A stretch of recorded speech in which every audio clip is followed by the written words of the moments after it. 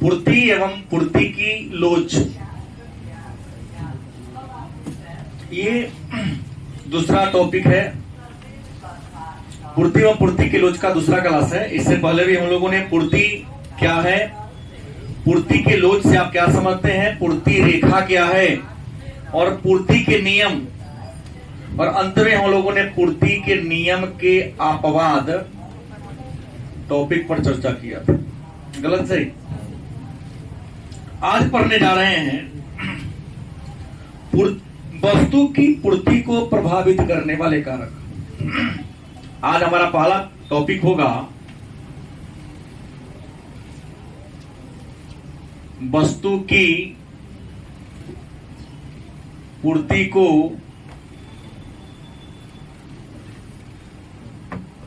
प्रभावित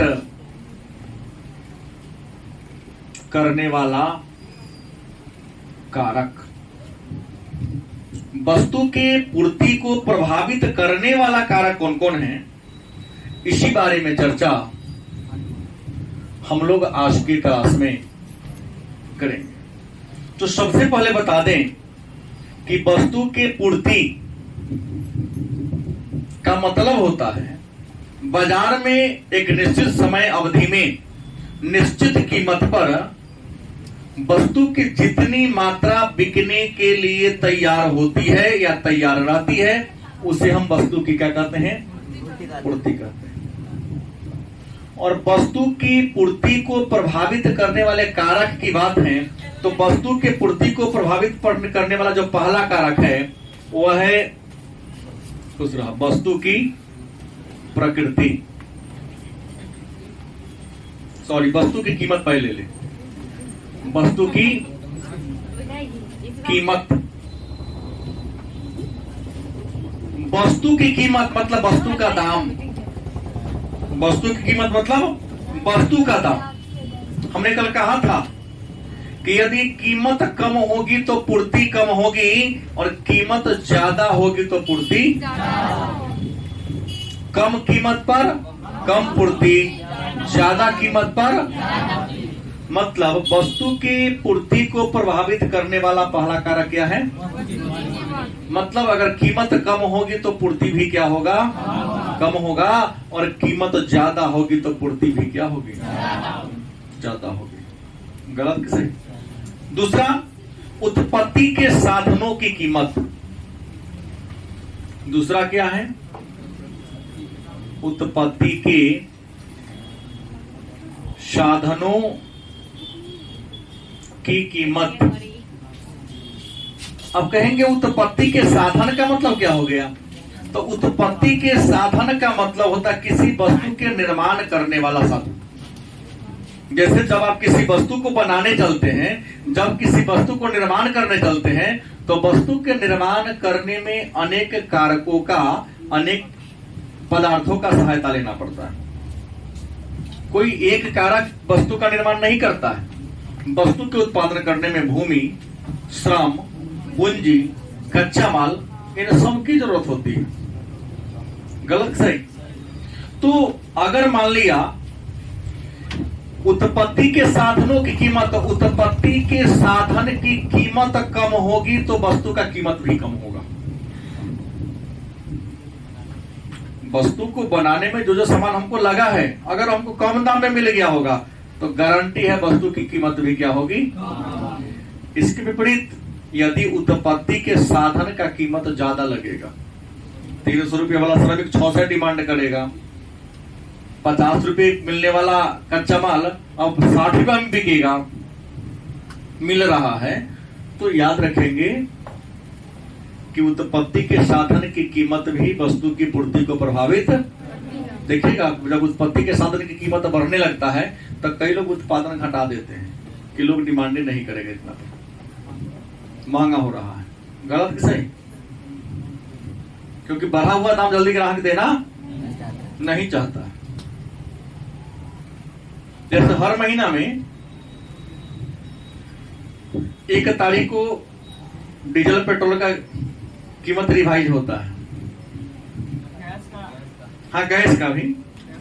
देखिएगा, अगर दाम कल बढ़ने वाला है, स्टॉक में है, तो कहेगा ना देंगे। एक दिन पर नहीं स्टॉक में नहीं है। हम कई बार देखे हैं, मूल्यांकन किए हैं, उस सबको पता चल जाता है कि दाम क्या होने वाला है, घटने वाला है। तो स्टॉक में है तो फोन करेगा, सर आपका गैस पहुंचा दे क्या, हम बगल में हैं, मास्टर साहब गैस भाई दाम घटे वाला है कि पूछ रहा को नहीं सब बात है ना, सोचे कि ले लू खाली बैठल छी क्या, क्योंकि ऑलरेडी कल दाम क्या होने वाला है, गिरने वाला है, घटने वाला है। नहीं तो वस्तु उत्पत्ति के साधन की कीमत, दूसरा प्राकृतिक तत्व, तीसरा क्या है प्राकृतिक तत्व। तो प्राकृतिक तत्व क्या होगा, तो प्राकृतिक तत्व उन तत्वों को कहते हैं जिसके बनाने में मानव का कोई योगदान नहीं होता, जिसके निर्माण में मानव का कोई योगदान नहीं होता, उस तत्व को क्या कहते हैं प्राकृतिक तत्व। ही वस्तु की कीमत पूर्ति को क्या करती है, प्रभावित करती है। आप सामान लेके जा रहे हो, भूकंप आया, रास्ता को क्रैक कर दिया, बाढ़ आया, रोड क्या हो गया, जाम हो गया। जैसे आज बिहार, भारत के अनेक राज्यों में आवागमन बाधित है, कई जगह गुजरात में ज्यादा है, गुजरात, मध्य प्रदेश, इन समय महाराष्ट्र, इन समय ज्यादा देखने को मिल रहा है। समाचार के माध्यम की बात मैं बता रहा हूं। तो प्रश्न ये है कि प्राकृतिक तत्व भी वस्तु के पूर्ति को प्रभावित करता है।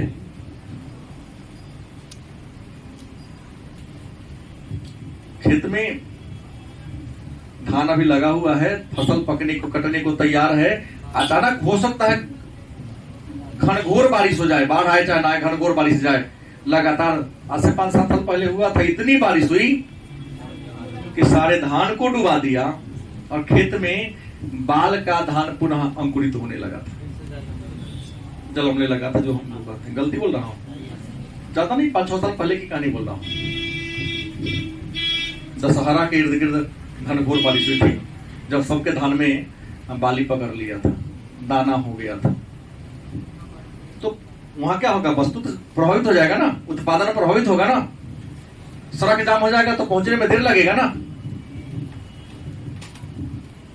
उसके बाद तकनीकी ज्ञान क्या है,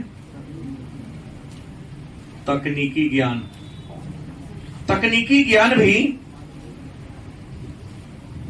वस्तु के पूर्ति को प्रभावित करता है। याद रखिएगा, अगर कुशल श्रमिक से वस्तु का उत्पादन करवाते हैं, भले वो कीमत ज्यादा लेता है, लेकिन कम समय में ज्यादा सामान बना देता है। गलती की सही, यदि वस्तु को निर्माण करने में, बनाने में आप टेक्नोलॉजी का प्रयोग करते हैं, नहीं ऑटोमेटिक मशीन का प्रयोग करते हैं, तो गारंटी है कम समय में उत्पादन ज्यादा होगा। भले ही उस टेक्नोलॉजी को मशीन में लगाने में आपको लागत ज्यादा लग जाए, एक ही बार नहीं लगेगा, बार बार तो फायदा कमाओगे। इसके विपरीत यदि आप तकनीकी का सहारा नहीं लेते हैं, उत्पादन कम होगा, उत्पादन कम होगा तो पूर्ति भी क्या होगा, कम होगा। और भी कई सारे कारक हैं जो वस्तु के पूर्ति को क्या करता है, प्रभावित करता है। एक नया प्रश्न आता है, तो पूर्ति की लोच क्या है, पूर्ति की लोच क्या है। बस एक बात याद रखना कि मांग के लोच की तरह ही पूर्ति का भी लोच होगा, थोड़ा सा डिफरेंस होगा कि पूर्ति का लोच क्या है। कल तो पढ़ाए थे पूर्ति का नियम, एक बार और चर्चा कर देना हूं अगर आपकी इच्छा है तो।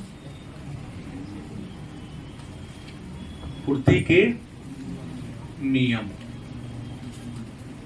हमने क्या कहा था, यदि अन्य बातें समान रहे तो, यदि अन्य बातें समान रहे तो कम कीमत पर कम पूर्ति, ज्यादा कीमत पर। यदि अन्य बातें समान रहे तो बाजार में जैसे जैसे किसी वस्तु की कीमत बढ़ती जाती है, उस वस्तु की आपूर्ति बढ़ती जाती है, और जैसे जैसे कीमत कम होती जाती है, वस्तु की पूर्ति भी। सही बात है, इसी को पूर्ति का नियम कहते हैं। और पूर्ति का नियमक एक और वस्तु में धनात्मक कथन है, और वस्तु की पूर्ति और वस्तु की कीमत में भी धनात्मक संबंध है। और पूर्ति की रेखा बाएं से दाएं ऊपर की ओर बढ़ती है, नीचे से ऊपर की ओर बढ़ती है। अब है पूर्ति की लोच क्या है? नहीं, या पूर्ति की लोच से आप क्या समझते हैं? तो जस्ट मांग के लोच की तरह इसको जानना है। क्या जानना है? तो कीमत में परिवर्तन के कारण या परिवर्तन से पूर्ति में जो परिवर्तन होता है, क्या उसी की माप। कीमत में परिवर्तन के परिणाम स्वरूप वस्तु के पूर्ति में जो परिवर्तन होता है, उसी परिवर्तन को ही हम पूर्ति की लोच के नाम से। अब यहां पुनः आंकिक प्रश्न बनेगा। पूर्ति की लोच, जैसे आपने लोच कहा था, यहाँ आंकिक प्रश्न आपको आ जाएगा। तो आंकिक प्रश्न तब ही बनेगा जब इसका आप सूत्र याद रखेंगे। क्या जी सूत्र क्या होगा? तो सूत्र है वस्तु में अनुपातिक या प्रतिशत परिवर्तन। माने पूर्ति में आनुपातिक या, हम या लिख देते हैं, क्या? या प्रतिशत परिवर्तन बटा कीमत में अनुपातिक परिवर्तन।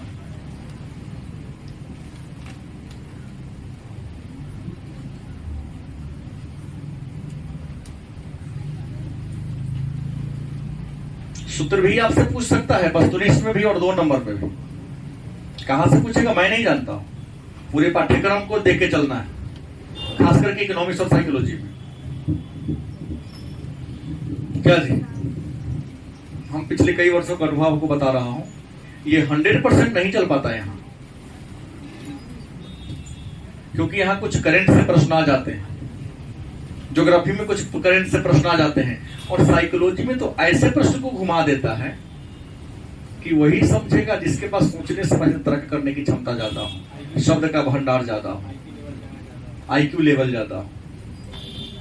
यहाँ तो हमने प्रश्न दिया इतिहास में कि भारतीय स्वतंत्रता संग्राम में महात्मा गांधी के योगदान पर चर्चा करें।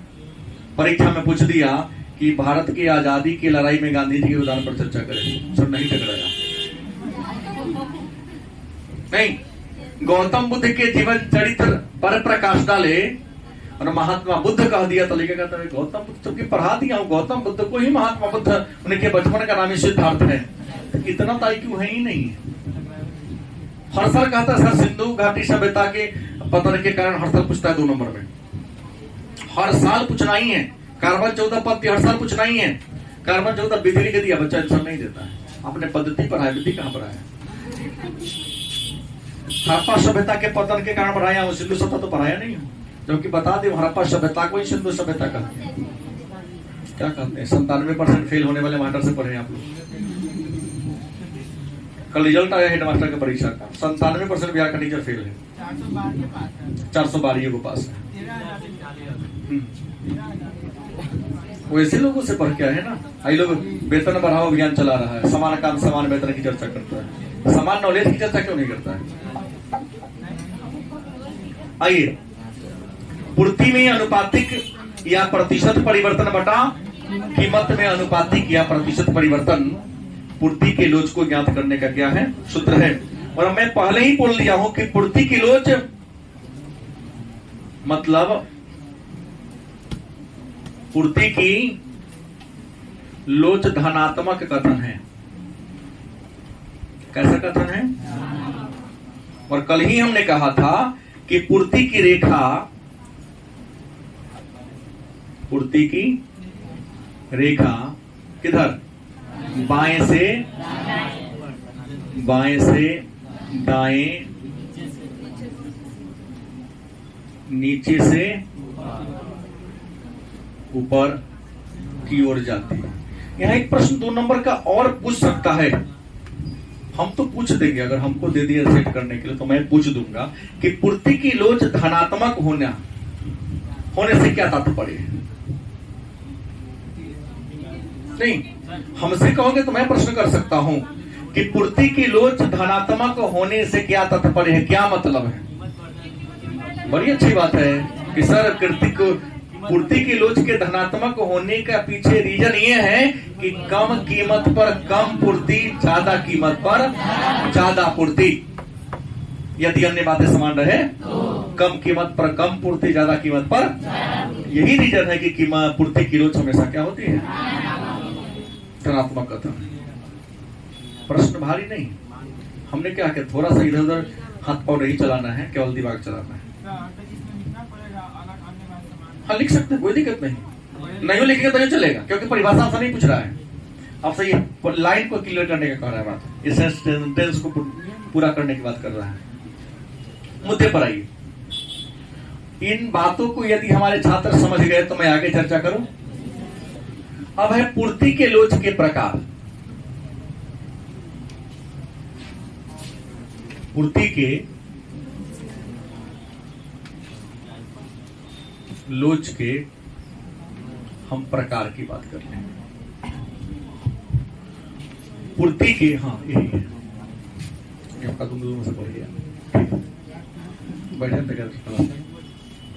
पूर्ति के लोच की प्रकार की बात करते हैं तो पूर्ति के लोच के कितने प्रकार हैं? तो हमने बताया था कि मांग के लोच के 5 प्रकार हैं, तो ऐसे ही पूर्ति के लोच के भी 5 प्रकार हैं। पूर्ति के लोच के कितने प्रकार हैं? तो पूर्ति के लोच के 5 प्रकार है। पहला, पूर्णतया लोचदार पूर्ति। पूर्णतया लोचदार पूर्ति। दूसरा, अत्यधिक लोचदार पूर्ति। अत्यधिक लोचदार पूर्ति। तीसरा, इकाई के बराबर। बात वही हुआ, बराबर पूर्ति। क्या जी? चौथा होगा बेलोच पूर्ति।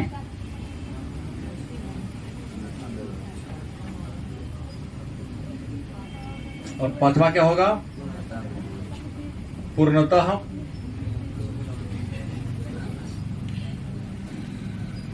तो पिछली क्लास में ही हम लोगों ने पढ़ लिया था।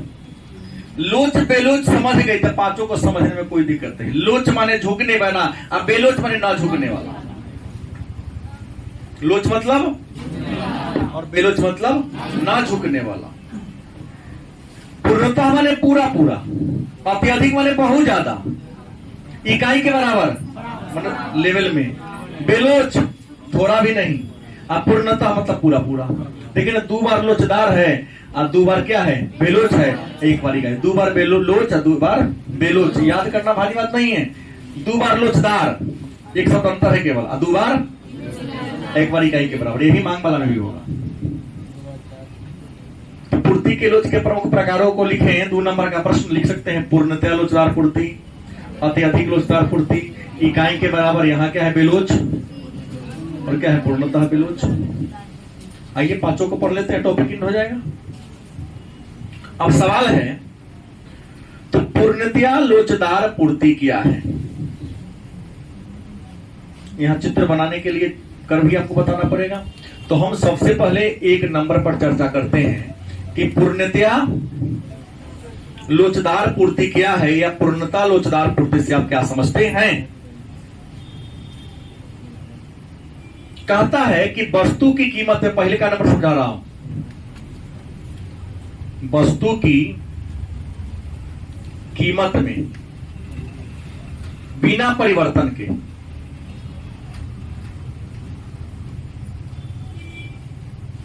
पूर्ति में ज्यादा क्या हो जाए?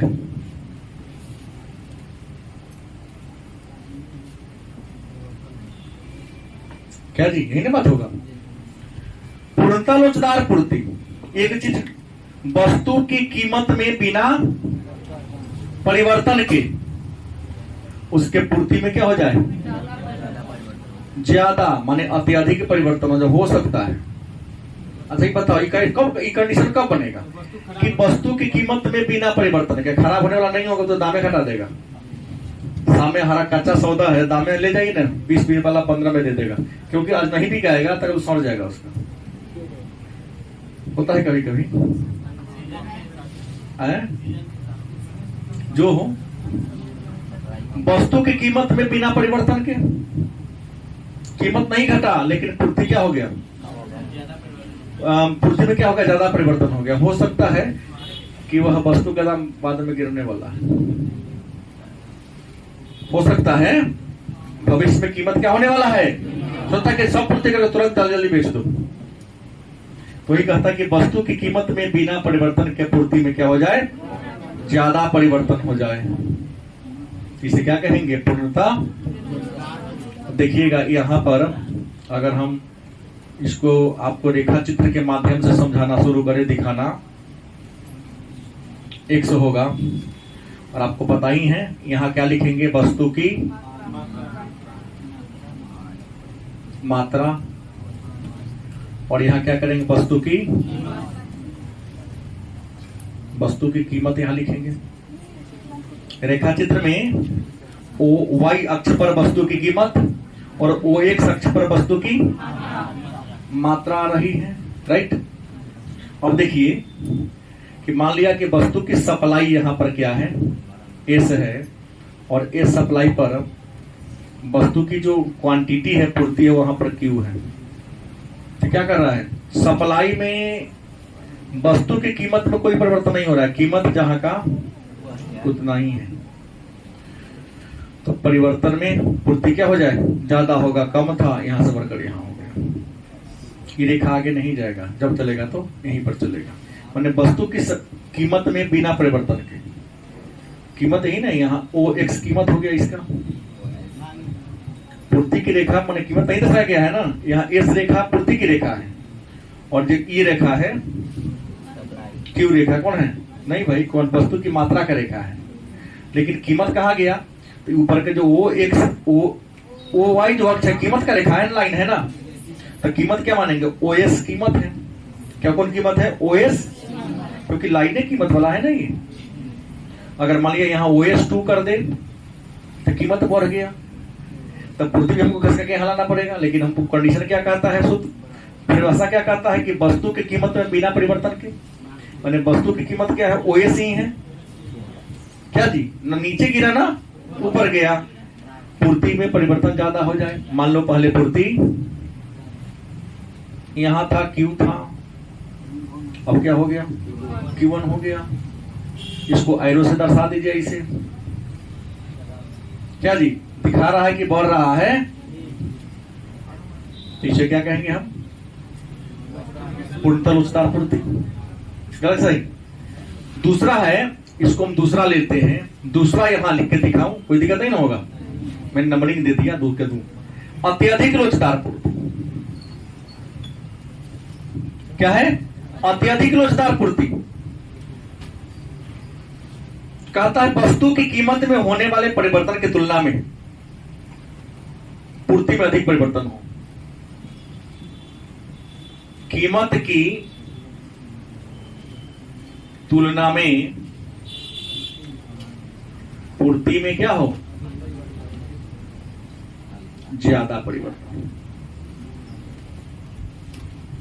क्या दिन कर रहा है, अत्यधिक लोचदार, अत्यधिक माने बहुत ज्यादा, अत्यधिक माने क्या हो गया, बहुत ज्यादा हो गया। कहता वस्तु की कीमत के तुलना में पूर्ति में क्या हो जाए, ज्यादा परिवर्तन हो जाए। इसको रेखा को रहने दिया जाए, बीच का ही मिटाना पड़ेगा। कीमत की तुलना में पूर्ति में क्या हो, माने जितना कीमत में परिवर्तन हुआ उससे ज्यादा पूर्ति में बदल गया, परिवर्तन हो गया, तो उसे क्या कहेंगे, अत्यधिक लोचदार पूर्ति। जैसे हम जैसे की बात करें, हमने क्या देखा, ओ वाई रेखा पर वस्तु की कीमत है, क्या है, ओ वाई रेखा पर वस्तु की कीमत रेखा है और ओ एक्स रेखा वस्तु की मात्रा का रेखा है। कोई दिक्कत? तो ये कहता है कि बाजार में एक निश्चित कीमत पर,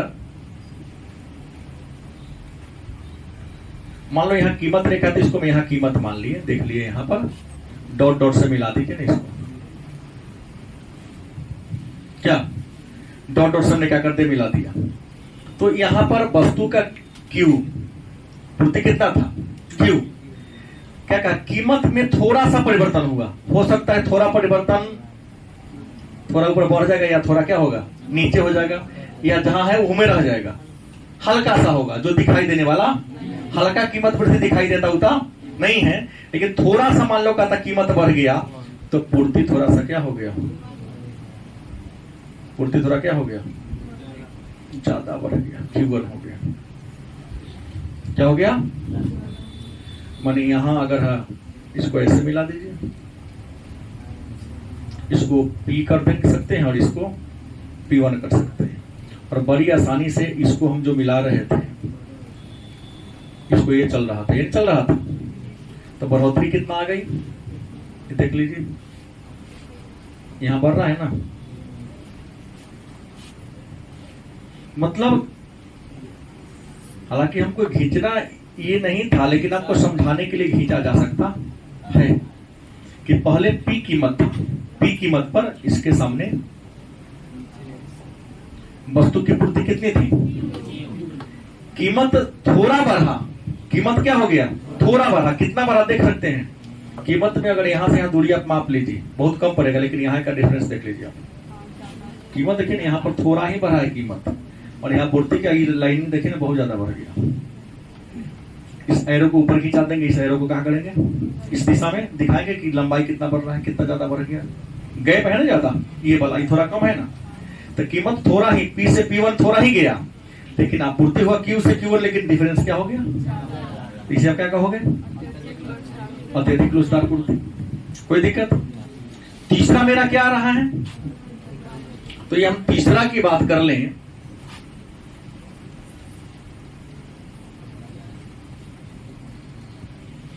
नंबर 3 कहता है इकाई के बराबर लोचदार पूर्ति। तो इकाई के बराबर से सिद्ध होता है कि जिस अनुपात में क्या, जिस अनुपात में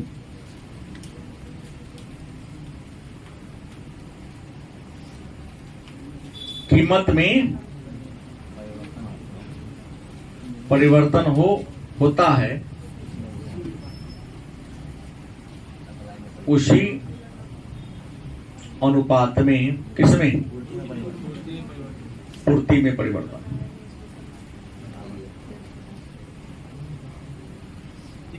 सीधा ही सब, जिस अनुपात में क्या बदल रहा है, कीमत बदल रहा है, उसी अनुपात में पूर्ति बदल रहा है, तो उसे क्या कहेंगे। अब इसके लिए तो वही कीमत रेखा तो वही रहेगी, बस पूर्ति रेखा वही रहेगी, यहाँ y लेना है, x लेना है, वो लेना है, क्या। अब देख लीजिए, मान लीजिए कि पहले वस्तु की जो पूर्ति थी, P कीमत पर वस्तु की पूर्ति यहां थी, कितना थी, तब इसको Q से दर्शा सकते हैं।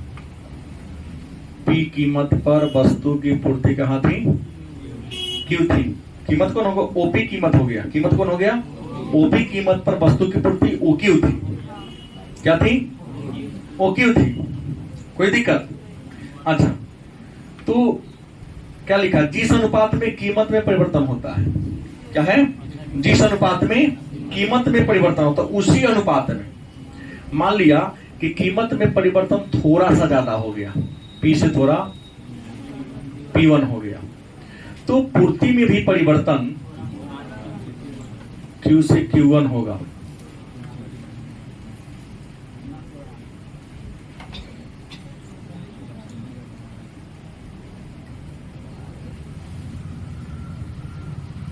आप इसको मिला सकते हैं, इसको दे सकता हूं मैं P और इसको क्या दूंगा। अब यहां देखना क्या है कि यहां की जो दूरी होगी ना, सेम यहां से यहां की भी दूरी होगी, देख लीजिएगा, या यहां कर लो, यहां ही लाइनिंग तो मैं ऐसे ही दर्शा दिया हूं, यहां कर लो, इसी के सामने नहीं आ रहा है। इस दोनों के बीच जो दूरी होगी ना, वही दूरी इस दोनों के बीच भी होगी। मतलब जिस अनुपात में क्या बढ़ रहा है, उसी अनुपात में पूर्ति भी क्या हो रही है, सेम। यहां दोनों की दूरी आप स्केल लेके जाएंगे ज्योमेट्री के एग्जाम के दिन, स्केल और एक पेंसिल जरूर लेके जाएंगे, ताकि एकदम दोनों बराबर से नापिएगा तो ज्यादा देखने में भी अच्छा लगेगा और क्लियर चित्र सही हो जाएगा। लिखिए चाहे नहीं लिखिए, चित्र ही कह दे रहा है कि जिस अनुपात में कीमत बढ़ा उस अनुपात में दोनों बराबर रेखा है। यहां नापेंगे यहां से और यहां से, दोनों क्या दिखेगा आपको, बराबर दिखेगा। चौथा क्या है,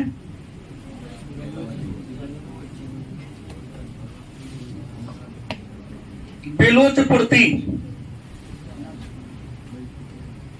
नहीं, बेलोच माने बिना लोच के।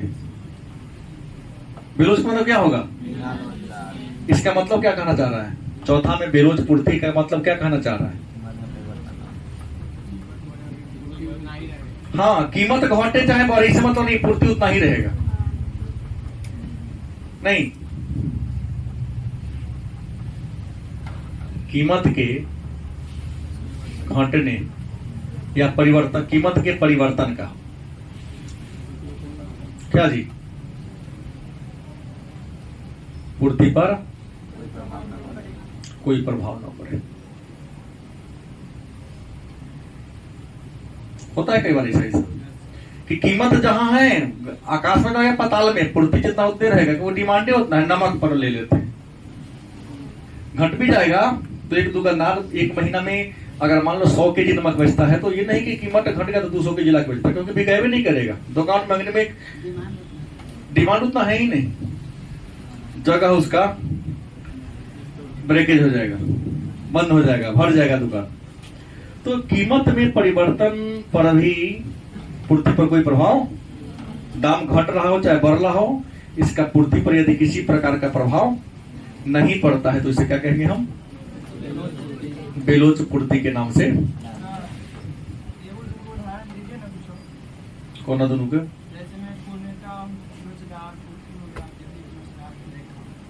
सबका दे देंगे पहले, इसके बाद कर देने दीजिए। हाँ हाँ, सबका उदाहरण है, तो इसको कर ले क्लियर, पांचों करने दीजिए, क्योंकि जिस समय है उस समय कहिएगा ज्यादा क्लियर होता है। फिर आगे बढ़े यहां लाएंगे तो ये वाला कंफ्यूजन चलता रहेगा। कीमत के परिवर्तन के परिणाम स्वरूप भी पूर्ति में कोई परिवर्तन ना हो, जितना पूर्ति था वो यदि क्या हो जाए, उतना ही रहे। क्या तो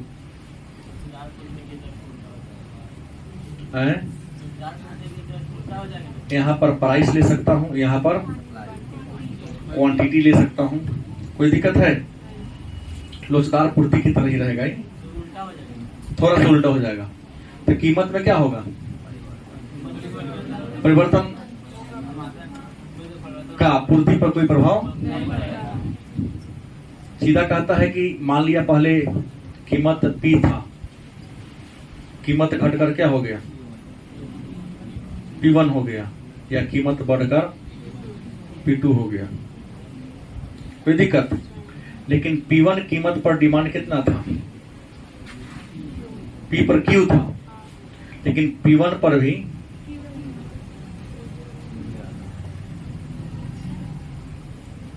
हमेशा एक ही रहेगा।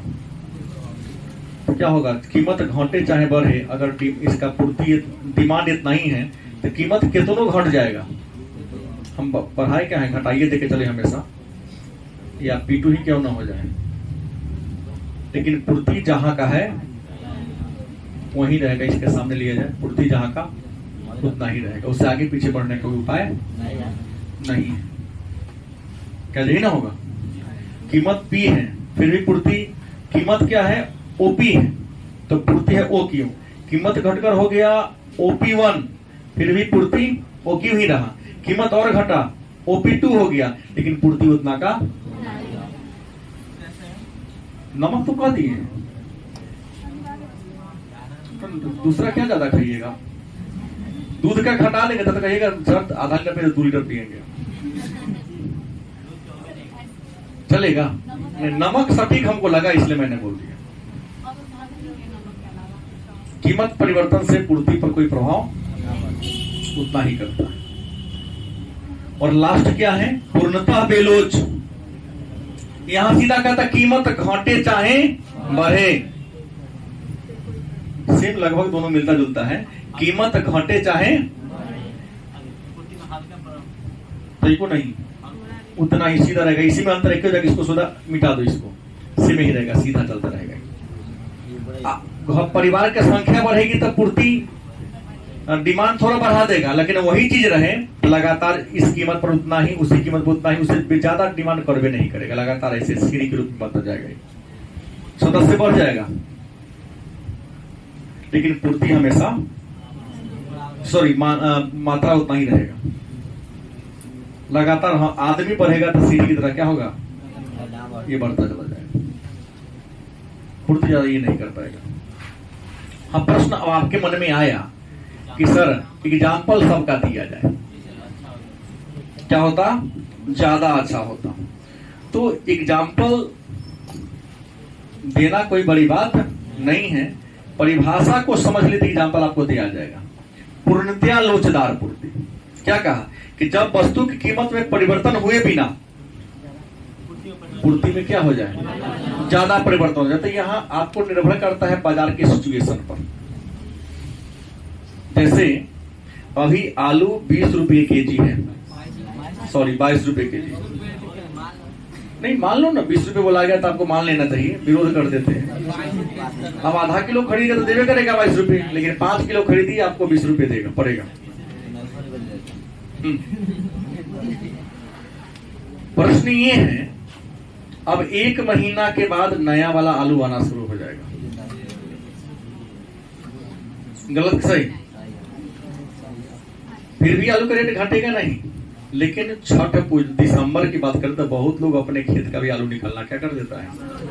वही स्थिति में जिसके गोदाम में पुराने का स्टॉक बचा हुआ है, तो कीमत बढ़ रहे चाहे ना बढ़े, लेकिन जल्दी जल्दी निकाल के उसको सप्लाई करना जरूरी समझेगा, क्योंकि नहीं सप्लाई करते तो अगला साल क्या हो जाएगा, खराब हो जाएगा, उसका डिमांडे कोई नहीं करेगा। क्या जी करेगा? अब नया वाला आएगा तो नया वाला खाएगा, पुराना कब तक खाएगा, तो मीठा हो गया रहता है।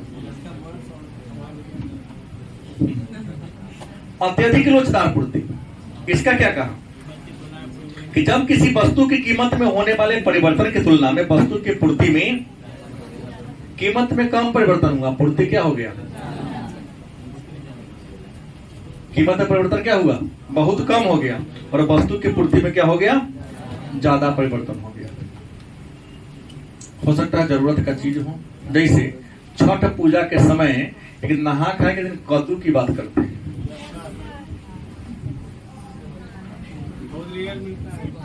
रेयर मिलता है।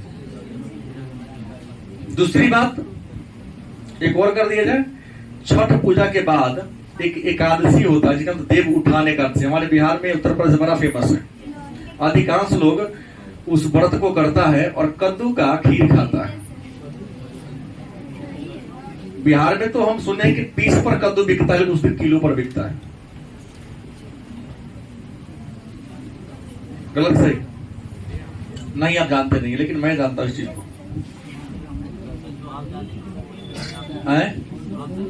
नहीं तो ये नहीं जानते, तो आपकी कमी है, सामाजिक परंपरा हमारी है, ये आप नहीं जान रहे हैं। छठ का पूजा होता है, सांझ में जो खीर बनता है खरना के दिन,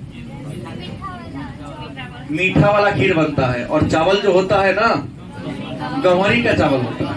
अचानक गंवरी के चावल की पूर्ति को बढ़ाई नहीं जा सकती है, गलत सही?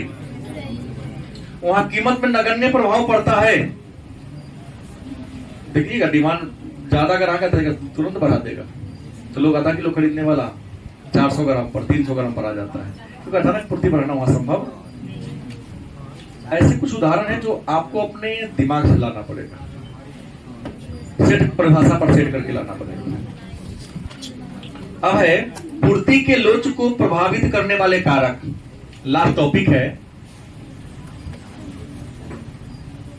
पूर्ति के लोच को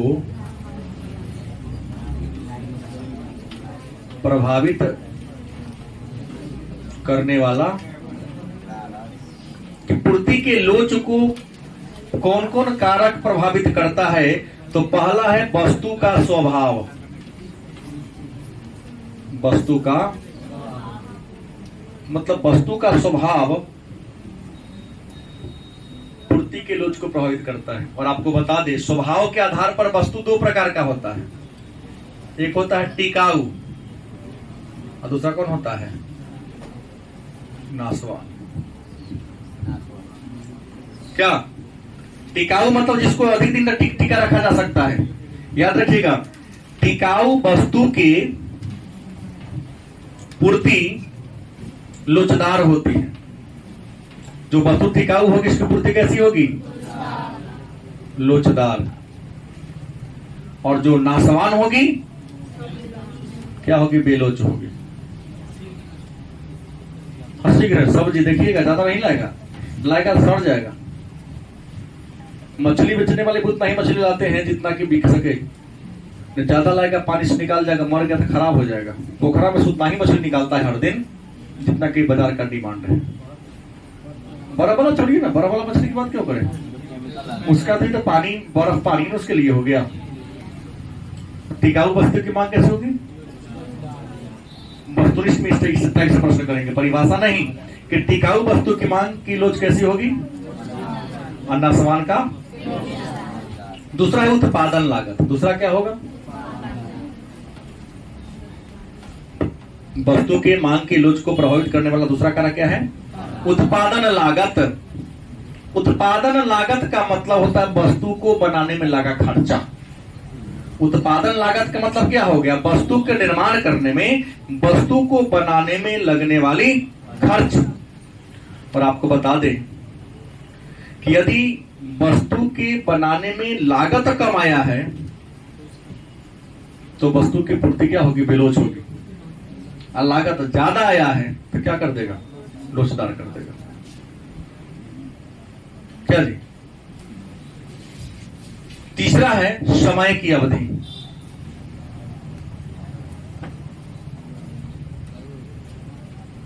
समय की अवधि कहते तो समय कई प्रकार का होता है? 3 प्रकार के समय होता है। समय को क्या भाग बांटा गया है? 3। अति अल्पकाल, अल्पकाल और दीर्घकाल। अति अल्पकाल बहुत छोटा समय होता है, 2-4 घंटा का समय होता है। अल्पकाल एक आध सप्ताह तक का समय होता है। दीर्घकाल बहुत लंबा समय होता है।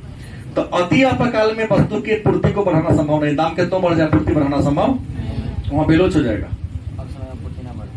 नहीं बढ़ेगा, बढ़ा दीजिएगा, नहीं बढ़ेगा। अल्पकाल में भी थोड़ा लोचदार हो जाएगा, थोड़ा, लेकिन हाँ कम लोचदार होगा। लेकिन अगर दीर्घकाल का समय होगा तो पूर्णतः लोचदार हो जाएगा। क्या जी? समय कई प्रकार का होता है? अल्पकाल, सॉरी अति अल्पकाल, अल्पकाल और। तो समय की अवधि भी अति अल्पकाल में वस्तु के पूर्ति को बढ़ा नहीं सकते हैं तो क्या करेगा? सबको देना है तो दाम बढ़ा देगा। और अधिक दाम बढ़ाकर जो 1 किलो खरीदने के दृष्टिकोण से आए हैं वो आधा किलो खरीदेंगे और सबको का अपना काम ही निकल जाए।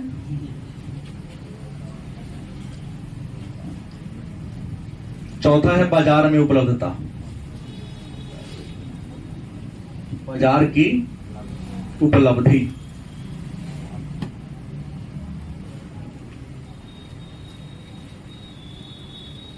याद रखिएगा, अगर किसी वस्तु को बेचने के लिए बाजार एक से ज्यादा हो तो वस्तु लोचदार होगी।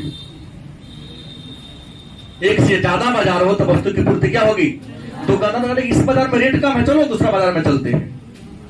अरे यहां भी रेट कम है, तुरंत मोटरसाइकिल आ गया, मोपेड आ गया है, ऑटो आ गया है, तुरंत उस पर ला देगा अपना टोकरी, दूसरे बाजार में लेके चल जाएगा। चारों सड़कें बढ़िया तो है बिहार की। हम